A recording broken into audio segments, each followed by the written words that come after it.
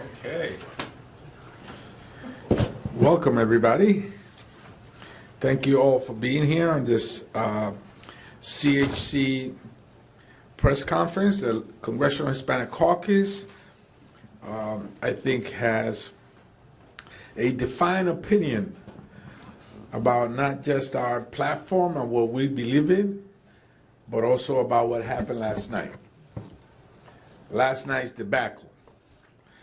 And I had the privilege of inviting a young man, Fernando, who is the older brother of a family that was deported back to Mexico, that has 4 U.S.-born children, and he's the 5th one. He stayed back home. He's now 18. His little sister is 11, has a cancerous brain tumor, and unfortunately she has not been able to come to Houston for the treatment that she deserves. His father is a truck driver, and obviously he was very concerned about what was happening in Mexico. In fact, he got stopped. I thought about him over the weekend when I saw what was occurring there. So he was here last night, and the first thing he told me when he came down after the State of the Union is, what a pack of lies. This is an 18-year-old who's working full-time to support the household. He doesn't want to lose his mother's house. So he's paying gas bills, he's paying water bills, he's paying everything. He's working long hours to ensure that at the age of 18, living by himself, his mother doesn't lose her house while she's away in Mexico, deported with her family. So that's the face of America. That's what's happening in America that's not being told. And I was happy to have invited him. But I want to bring up first someone who I think described our collective feeling last night with her facial expressions. Oh, you're going first.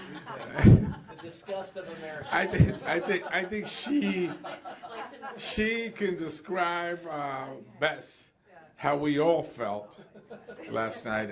We want to invite Congresswoman Luz Rivas. Thank you. Thank you, Mr. Chair. I'm Congresswoman Luz Rivas from California 29. And thank you for being here today. Yesterday's State of the Union was long and painful and full of lies. And I've never been that close to the president. I'm a freshman member of Congress, and I got assigned that aisle seat.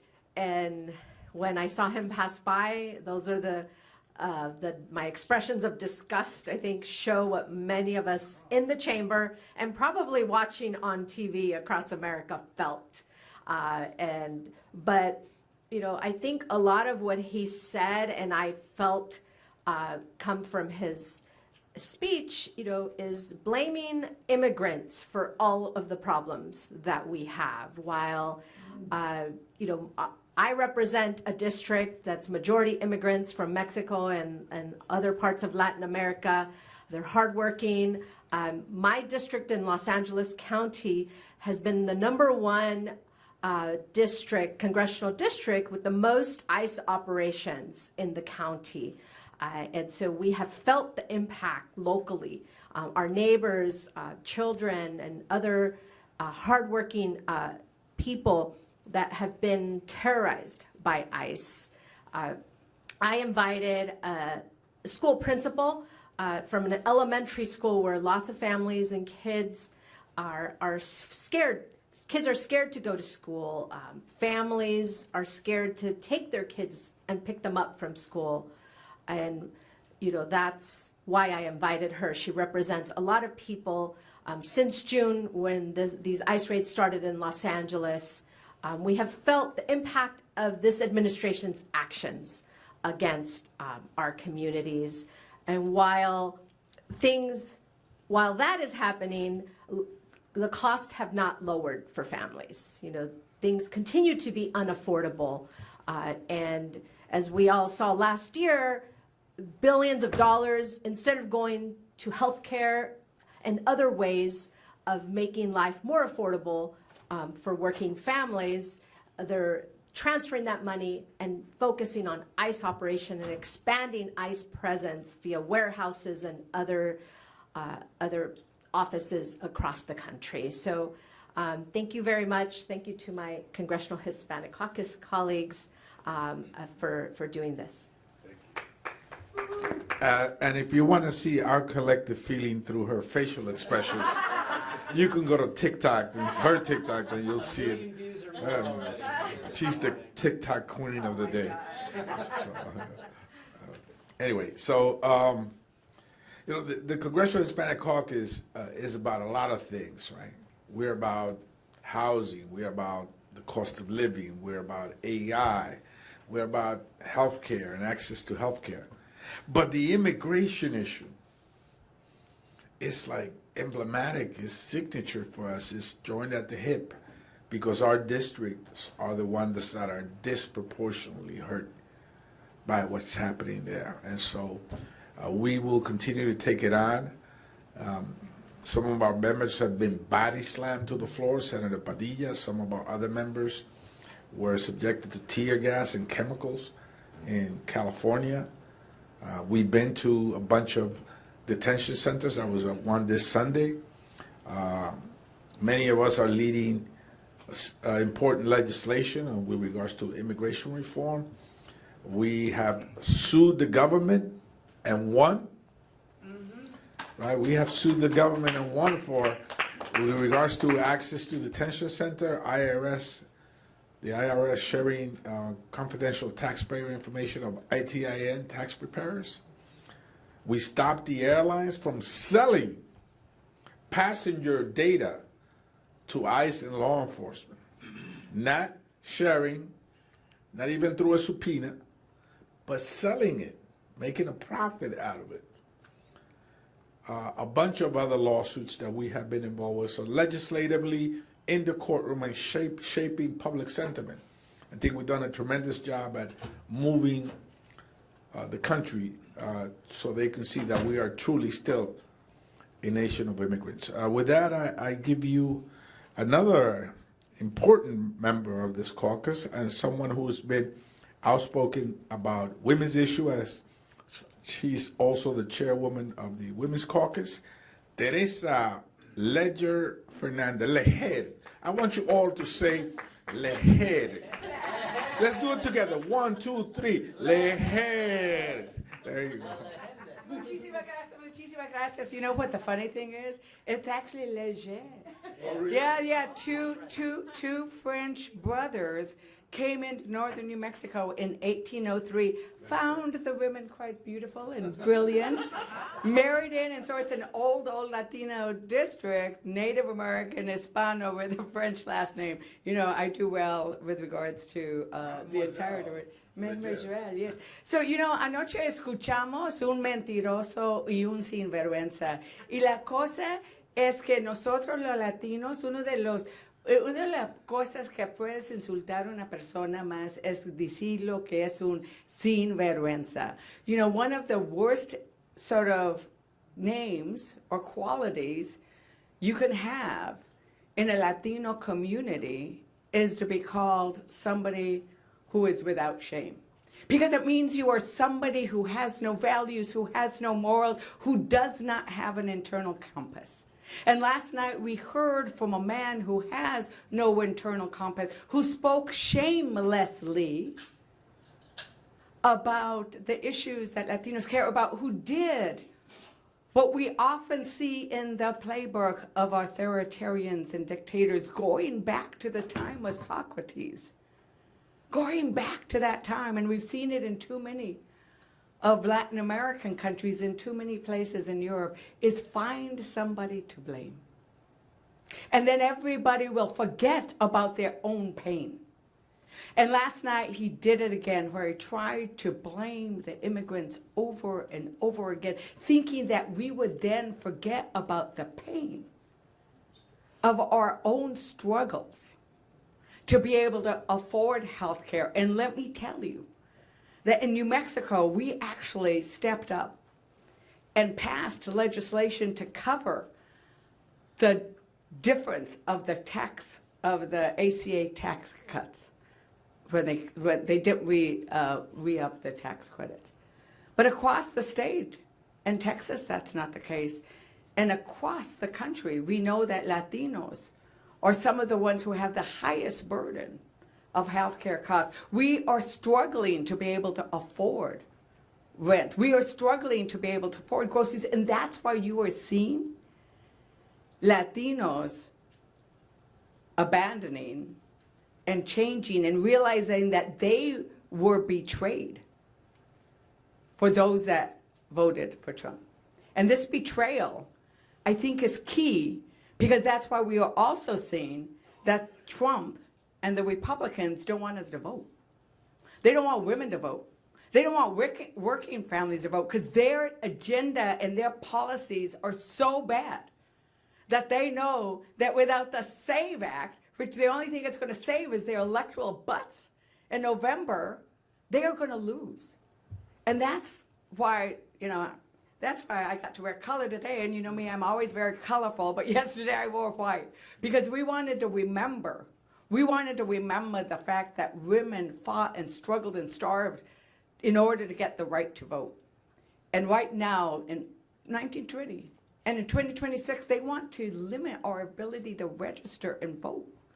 And they really are targeting our community, because they know where our vote will be. And so that's the other big thing that I think we saw last night, is un mentiroso, for those of you who don't speak Spanish. We saw a liar and somebody who shamelessly lied last night. Mentiroso is a liar. And I think that that's what we are here to continue to raise up, is the fact that that's what we saw. And in our communities, we were saying, ya basta, enough, because we matter. They think we don't matter. They think that women don't matter. They think that working people matter, but we do. And we're going to make sure that that is heard from now on. Muchísimas gracias. Thank you. Thank you. You may have seen me stepped away as Teresa was speaking.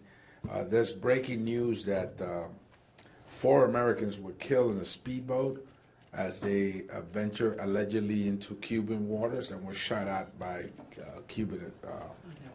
So we're going to be getting more detailed information. Part of our agenda this year included being more hands-on and more involved in Latin American issues, Latin American and Caribbean issues, because I think as a caucus, we certainly represent people that have connections to countries, all countries in Latin America and the Caribbean. So we'll be getting back to you on that.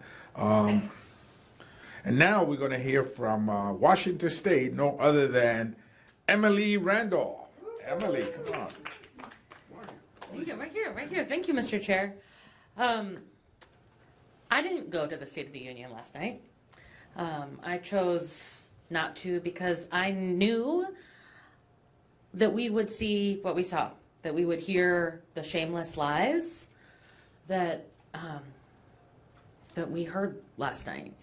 And instead, I spent the day with a survivor of Jeffrey Epstein's violence and trafficking and assault on women and girls, and was inspired to hear Charlene bravely tell her story over and over and over. And listening to Charlene's story brought home to me how brave our neighbors who are facing challenge after challenge after challenge have to be to keep surviving. And that it is our duty, our responsibility to stand alongside them and to advocate for the truth. Whether that is pushing to finally release all of the Epstein files, to ensure that this government and the powerful people who have acted with impunity are finally held accountable, or whether it is telling the truth about the assault and violence happening to our immigrant neighbors in communities across the country, in Minneapolis, in Los Angeles, in rural, small communities where it doesn't make the news. It's our duty to speak the truth about what is happening inside the detention facilities in our districts. I've been to the Northwest Detention Center in Tacoma, Washington 6 times since being elected, and we'll keep going back because there are human rights violations that are happening within those walls. There are people who are unable to access health care, and there are folks who are being imprisoned for civil for civil crimes. Our neighbors deserve so much better than the lies that they heard at the State of the Union last night. They deserve folks who are going to fight for the economic opportunity that they need so that they can build their futures. What we know about our immigrant community, and particularly Latinos, is that they are working so hard and paying taxes and contributing to and building our economy, building our homes, harvesting our food, preserving our forests in Washington State, harvesting shellfish, making sure that the future is brighter for themselves, their children, their neighbors, for all of us. And this president is using our immigrant neighbors as a pawn and a scapegoat and a distraction from his inability to deliver economic opportunity for anyone, except for his most powerful donors. So it is our job and our responsibility to stand alongside our community who is so hard hit and to speak the truth. And that is what we will keep doing as the Hispanic Caucus, and I'm so proud to stand alongside my colleagues here today. Thank you, Mr. Chair. As they say in New York, who would have thunk that a Latina, Emily Randall, I bet you all were surprised, right? What a name. And you should see her pet dog. History of colonization. Yeah, her pet dog is Bad Bunny. You should meet Bad Bunny. Yeah. And now we're going to hear from Gil Cisnero from California. Gil. Thank you, Mr. Chairman, and thank you, everybody. I'm Gil Cisneros. I represent the 31st District in California, which is a heavily Latino district in the San Gabriel Valley in Los Angeles County. And, you know, 100 years ago, a little bit more, the great orators of our times, whether we're talking about Abraham Lincoln or William Jennings Bryan, would speak for 2 hours or more sometimes because they were great at giving speeches. Somebody needs to tell the current president he should keep it down to about 10 minutes or less because he is not good at delivering messages at all, and he is definitely not a great speaker. Look, you're going to hear from my colleagues back here, and we know what he's doing to torment the American people with using his ICE Gestapo. We know about the rising cost of prices, rising cost of health care. But if you don't know, I am a veteran. I served in the United States Navy. You know, everybody in that room yesterday, all the members of Congress took an oath to support and defend the Constitution of the United States. And the president's speech was just very performative. And one of the things, most performative things that he tried to do was to kind of like put a thing on Democrats when he said, like, are you going to, everybody, if you think you should be supporting American citizens over illegal immigrants, stand up. You know, that's wrong, right? And everybody on that side who stood up knows it's wrong because we all took an oath, like they said, to defend the Constitution of the United States. And that applies to all people, American citizens, tourists, or whether you're, you got a green card, or even if you're undocumented. The Constitution applies to all of them and all of us. And that is what we took the oath to support and to defend. And it is just despicable of me that they would kind of try and make a performative statement out of that. And they know they're wrong. They definitely know they're wrong. So with that, we're going to keep fighting for the American people. We're going to keep fighting for our communities, our districts, and we're going to like stand together with our fellow Democrats to make sure that we flip this House in this year, that the elections, and we're going to take back the House, and we're going to really start putting the pressure on the president then. So with that, thank you very much. From the great state of Florida, Darren Soto. President Trump is polling at 22% in the Hispanic community. He is less popular than burnt rice and beans in our community. And his collapse in Hispanic support will have reverberations across House seats this November. Many Hispanics, including in Florida, though not a majority, but definitely a lot of them, voted for Trump because they thought he was going to lower costs and deport only criminals. He lied. That is plainly obvious at this point. And if anybody was looking for a course correction last night, well, they did not get it. We see in Florida, first of all, The tariffs are deeply unpopular, especially because they affect food the most, which was one of the things that people are most focused on. In addition, utility rates are an issue. Obviously, people are concerned about housing. And we got like little gimmicky things last night, but nothing real, nothing that people can hold on and say, you know what, Donald Trump is going to lower costs for the American people. It just seemed like a total show. And then the jobs market. When I look at young Hispanics coming out of college and out of trade schools, there's not much for them right now. Or middle-aged folks who just lost their job. We saw the worst year for jobs last year. I think 188,000 jobs for the whole year. That was as low as 2020, and if you take out COVID, the lowest since 2003. If you have money in the stock market, if you're in the top 10 to 15%, you're probably doing pretty well. But a lot of our folks who aren't, they're struggling right now. And that's why his support has collapsed among the Hispanic community. We also see corruption. You know, the Trump family is estimated to have made over $4 billion last year in the most corrupt schemes I've ever seen. So I could not think of a more great irony than saying that they're going to go after fraud and have J.D. Vance head up this task force. Let's crack the case. Trump is committing record fraud. And this is at a time when families are struggling. So they get frustrated by this, of course, and then we see heavy-handed taxes on immigration. Alligator Alcatraz in Florida, which is a walking civil rights violation, doesn't have access to clean water or electricity. They have to ship it all in.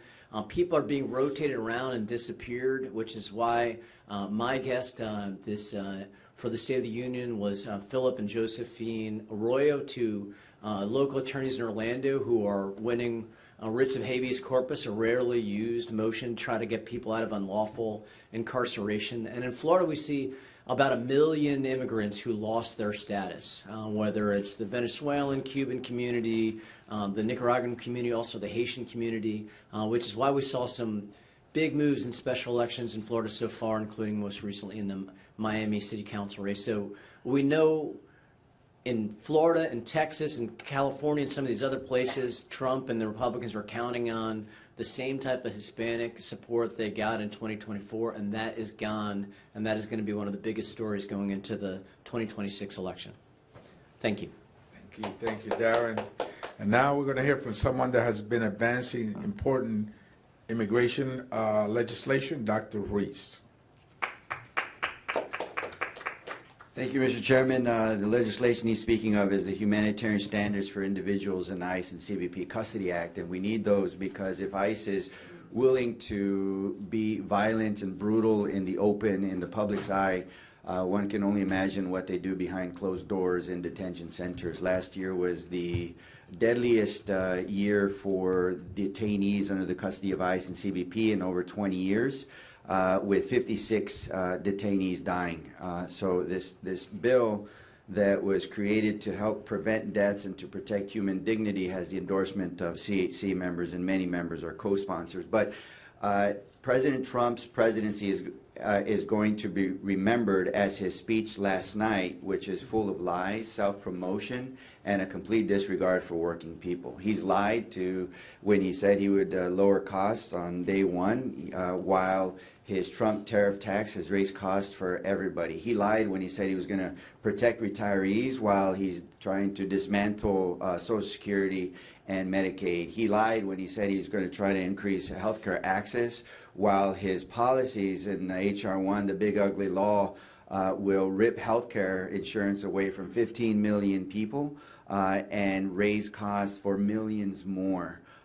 He lied when he said he was only going after to deport violent immigrants while he's terrorizing communities, violently going after mostly non-criminal immigrants and even U.S. citizens. So my guest last night was Frank Breivik. He is a small business owner and a healthcare consultant who wrote to me saying how the expiration of the Affordable Care Act tax credits was going to increase his annual cost for his premiums more than $15,000. In a time when the cost of living is so high, $15,000, and wages are stagnant, $15,000 is very impossible for many, and he has to make that difficult choice of whether he pays it or he takes the risk and not pay it.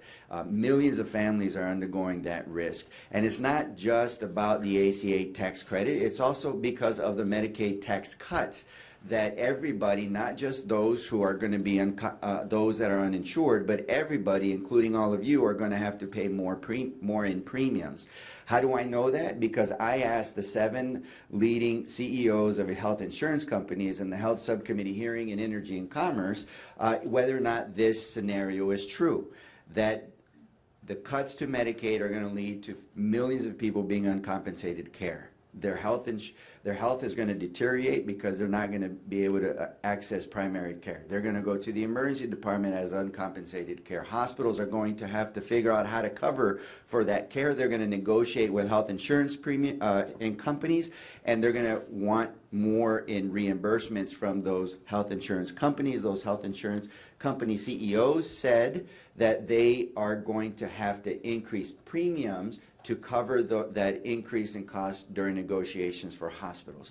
They admitted that all of your premiums are going to go up. In fact, if you look at the rate of increase of premiums over the several years, there's a disproportionate increase this last year because they are already increasing them in preparation of the further crisis that the big ugly law is going to create. So that speech was full of lie. His math didn't math. And we're going to hold him accountable for that. Thank you. Thank you, Doctor. And now we're going to hear from Congresswoman Nellie Poe from New Jersey. Thank you, Mr. Chairman.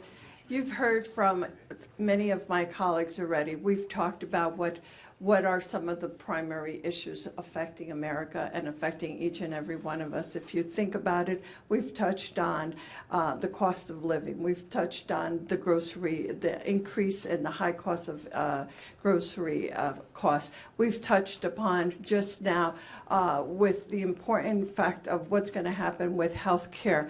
And let me just say that each and every one of us, if you ask us and you ask anyone out in the community, you're going to hear the very same thing.